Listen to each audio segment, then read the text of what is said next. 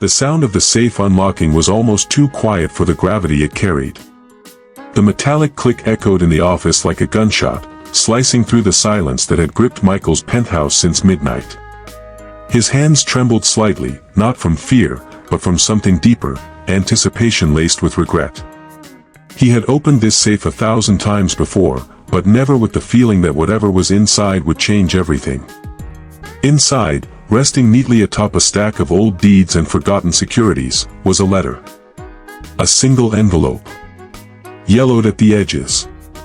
Sealed with a wax imprint he hadn't seen in over 20 years. His breath caught. The room remained still, the dim desk lamp casting long, nervous shadows on the dark oak walls of the office. New York glittered beyond the glass windows, alive and oblivious to the man standing frozen in his empire.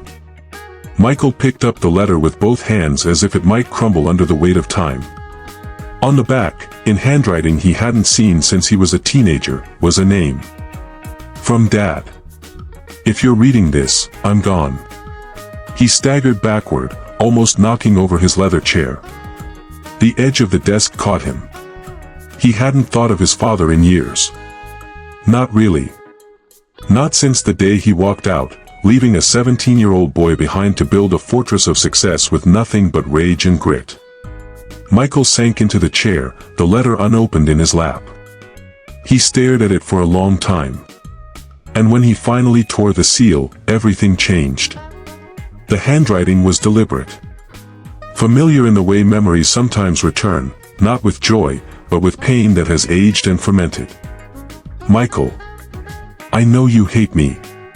You've probably built your entire life trying not to become me. But the truth has a way of catching up, son. And you're old enough now to hear it. I left because I had to. Because the life I lived was a lie. A dangerous one. There were things about me, about our family, that could have hurt you. That might still hurt you, depending on what you choose next. There's something else in this safe. Below the false bottom. You know the one. I taught you how to open it when you were 10, remember? Take it. Read it. And then, decide if you still want to be the man you are. With more love than you'll believe. Dad. Michael didn't move for several minutes. The city moved on outside. The rain began to tap lightly on the tall glass, like an old friend reminding him of a time he swore he'd buried. Then, slowly, he reached beneath the velvet lining of the safe and pulled at a thin notch in the back corner. A hidden compartment popped open with a soft click. Inside, there wasn't money. Or gold. Or secrets meant to ruin empires. Just a folder. Thick. Yellowing. And a small photograph. A woman. Her face was achingly familiar. Not because she was someone he had loved. But because she looked exactly like the boy he had seen 2 weeks ago. The boy who had stopped him on the street. Who'd said, without blinking, "My mom says your eyes look like mine." He hadn't thought much of it. Just a passing oddity. A child being playful. But now, Michael's hands were shaking for real. He opened the folder. Birth certificates. Letters. Photos. Reports.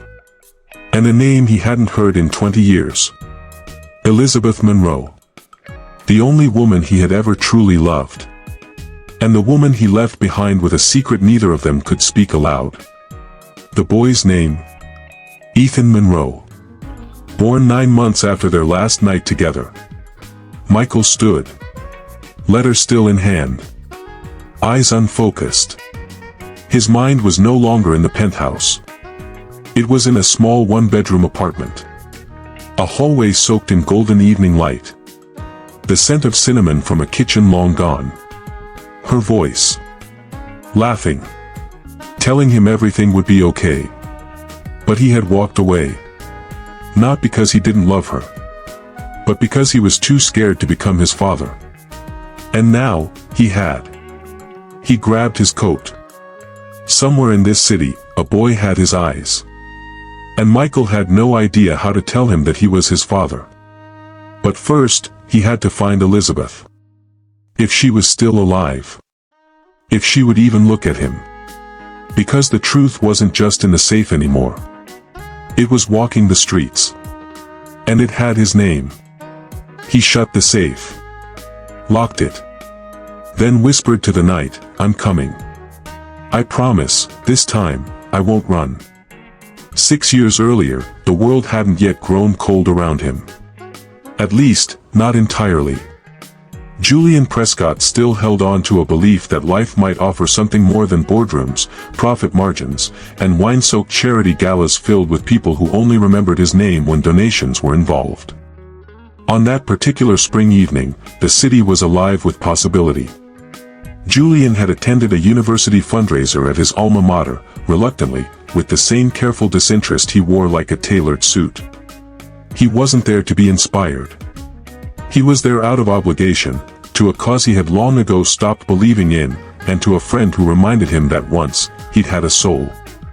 The reception had been uneventful, until he caught a glimpse of her across the gallery courtyard. She wasn't mingling. She wasn't performing the exhausting dance of laughter and small talk like everyone else. She was adjusting a display of student artwork, carefully straightening each frame with deliberate tenderness. She wasn't a guest. She worked there. Something about her struck him immediately, though he couldn't say what. Maybe it was the quiet confidence in her movements, or the way she spoke softly to the student volunteers, listening more than she talked. He didn't approach her then. Just observed. But he remembered her face when he left that night, and found it returning to him in the days that followed. 2 weeks later, he created an excuse to go back.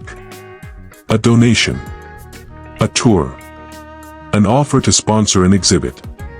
Anything. And that was how he officially met her. Her name was Elise. She handled donor relations and community outreach, but her eyes lit up most when she spoke about the student artists, the ones who created from hunger and hope. Julian found himself making excuses to visit again. And again. Conversations extended. Meetings shifted to coffee shops near the university. He learned she took care of her younger brother, that she lived modestly, and that she laughed like someone who hadn't yet been burned by the world. He tried not to fall in love, but it happened the way the tide rises, steadily, and then all at once. He never told her everything.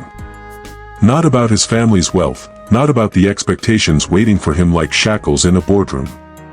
He just wanted to be known as Julian. And with her, he was. But the world has a cruel way of catching up. Their relationship bloomed quietly, like something precious meant to be hidden. Weekend hikes. Movie nights. Lazy Sundays with her brother, who quickly grew to idolize him. Julian had never known that kind of peace. Not in a penthouse. Not at a shareholders' meeting. Only here, in a one-bedroom apartment where the heater creaked and the wallpaper peeled. Then came the storm. A photo. A leaked article. Heir to the Prescott fortune linked to university intern. The headline was tasteless, the subtext worse. Elise became collateral damage in a media frenzy she never asked for. She didn't return his calls for days. And when she finally did, she wasn't angry. She was sad. "You should have told me," she said, her voice barely a whisper. He had no defense. He had built something fragile on half-truths, and now it collapsed under the weight of the whole truth. She didn't ask for money. She didn't ask for a second chance. She asked for space. Julian respected that. For a time. Until space turned into silence. It was weeks before he knocked on her door again. But this time, no one answered. A neighbor said she had moved out 2 days earlier. No forwarding address. She vanished. He searched. God, he searched. Hired investigators. Reached out to her colleagues. Nothing. Elise had erased herself like a shadow at sunset. Julian buried himself in work after that. Became the CEO everyone expected. Cold. calculating, impeccably dressed and emotionally unavailable. But there were nights he sat alone in his office, rereading the last text she ever sent him. "You have a good heart, Julian. Just, too many locks on it. 6 years. No word. No closure. Until the safe. Until the letter. Until now." He turned the letter over again, heart pounding.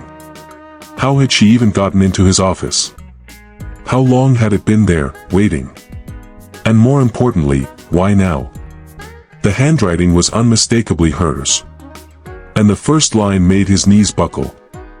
"If you're reading this, it means I'm gone. Gone. No." He clutched the edge of his desk, trying to breathe. The words blurred for a moment, but he forced himself to keep reading. "I never meant to disappear without saying goodbye. But sometimes, the kindest thing you can do for someone you love, is leave them to become who they're meant to be. You weren't ready, Julian.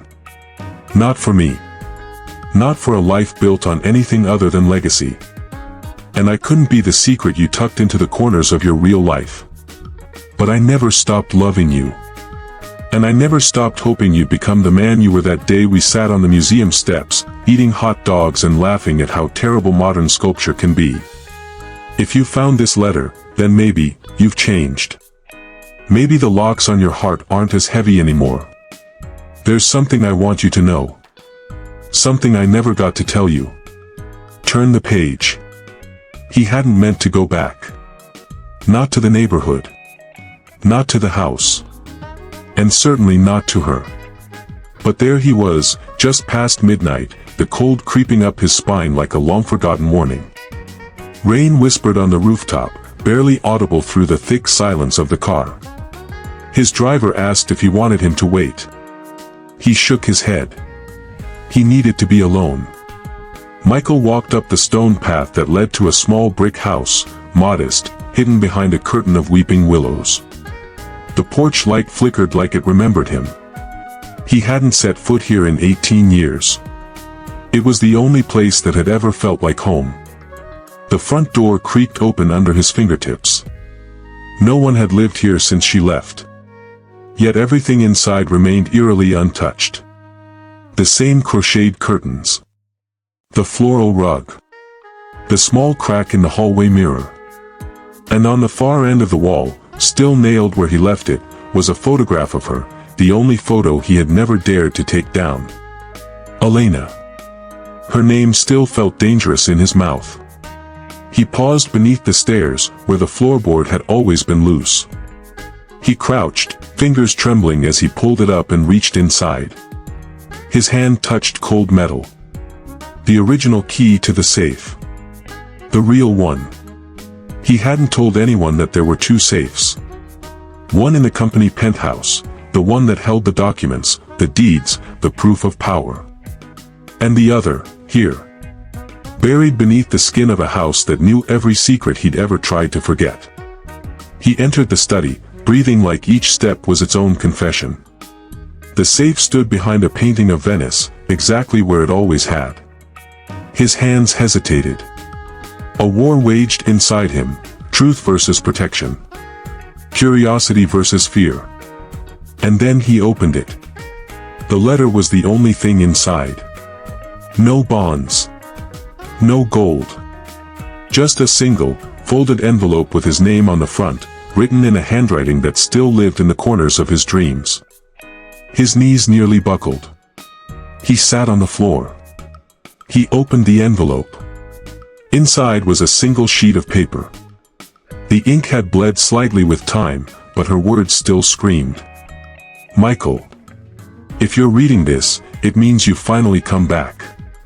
Or maybe it means you never left, not really. I lied to you. And I'm sorry. What we had, it wasn't a coincidence. You weren't just some man who walked into my life. You were always meant to. I knew who you were the moment you stepped into that bookstore. I knew because I had seen your photo. Because I had read your file. Because I had been sent. I was supposed to find dirt on you. To watch you. To make you fall. But instead, I fell. I fell for the way you noticed silence. For how you looked at things no one else cared about. For how you touched my hand that day, not like it was a favor, but like it mattered. You changed me. And that's why I left. Not because I stopped loving you. But because I loved you too much to destroy you. I never wanted you to know the truth. Not back then. Not until it wouldn't break you. If you've come back now, then maybe you're strong enough to hear it. You have a son, Michael. His name is Theo. He's everything I was afraid you would never get to know. And maybe now, you still can. Elena. Michael dropped the paper. The room swayed. His breath left him like he'd been shot. A son. He stood, staggering toward the nearest wall, hands gripping the windowsill as if it might hold him up. The rain had turned violent now, slicing through the air like the truth just had through his chest. Theo. The boy with the same eyes. The one who stared at him across that boardroom table last month when the junior analyst had been introduced. Young. Brilliant. Familiar in a way that had itched under Michael's skin but never clicked, until now. He sank into the nearest chair and laughed, not because anything was funny, but because he didn't know what else to do. All the years he thought he had no heir. No legacy.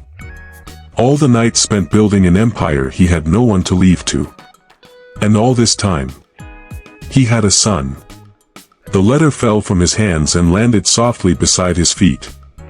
But his gaze had shifted to the shelf across the room, where an old photo album still gathered dust.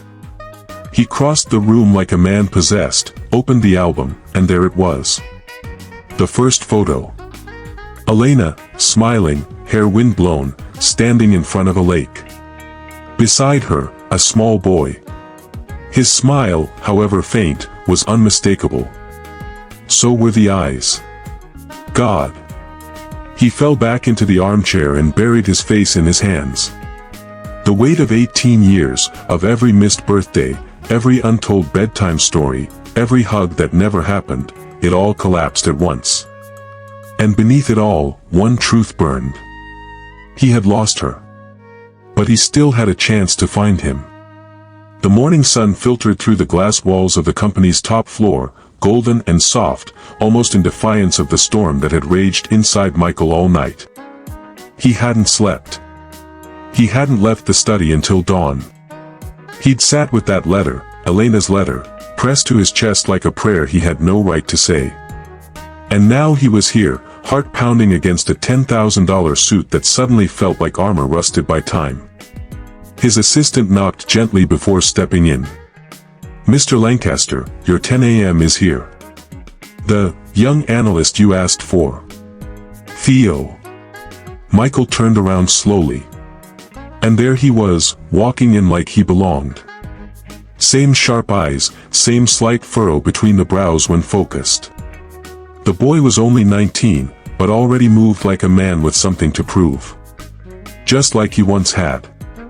"Good morning, sir," Theo said, standing at full height, voice steady. "You wanted to see me?"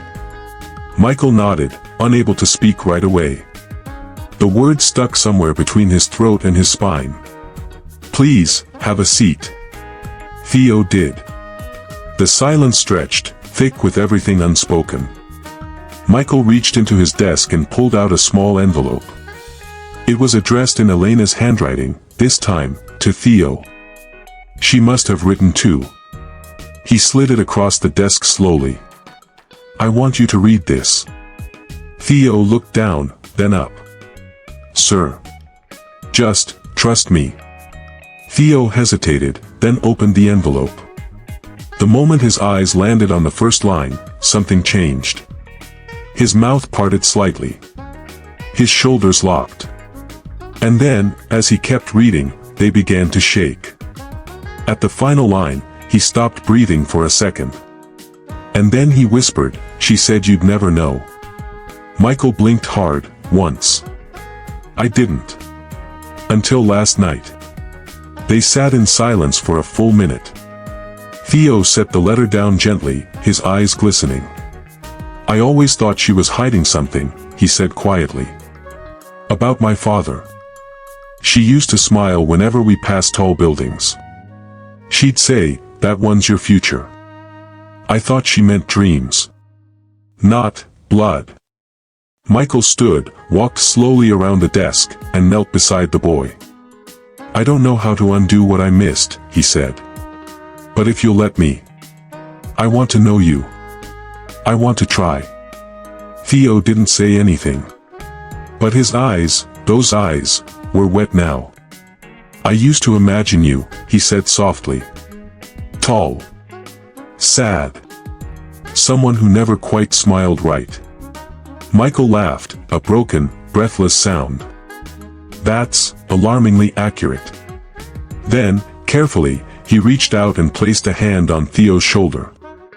"I'm not perfect," he said. "God knows I'm not even good. But I loved your mother. I just didn't know how much until it was too late." Theo looked down. "She never hated you. Not once. She just didn't want to ruin you." Michael shook his head. "She never could have ruined me.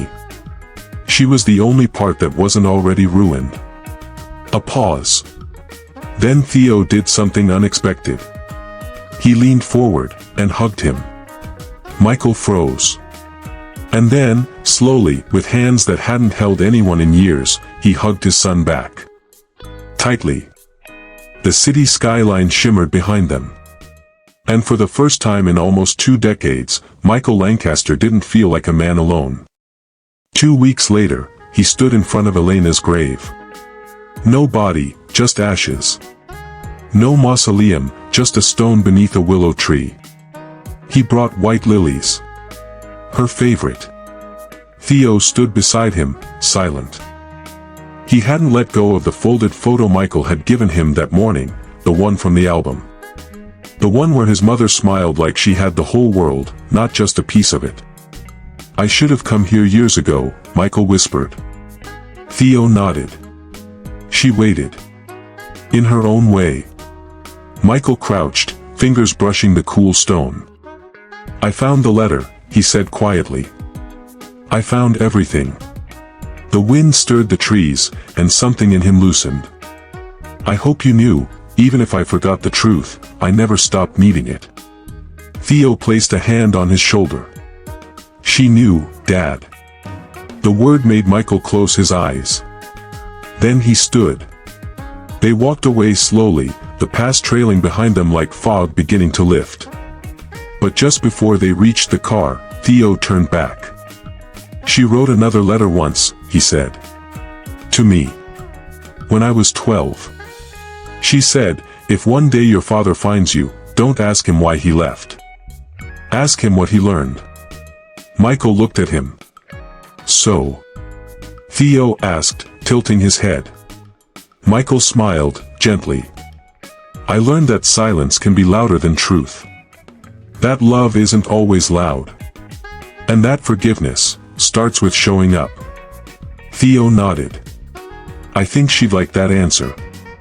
They got into the car. And as the city passed by, 2 people who had been strangers not long ago sat quietly, no longer lost, not quite whole, but walking home anyway.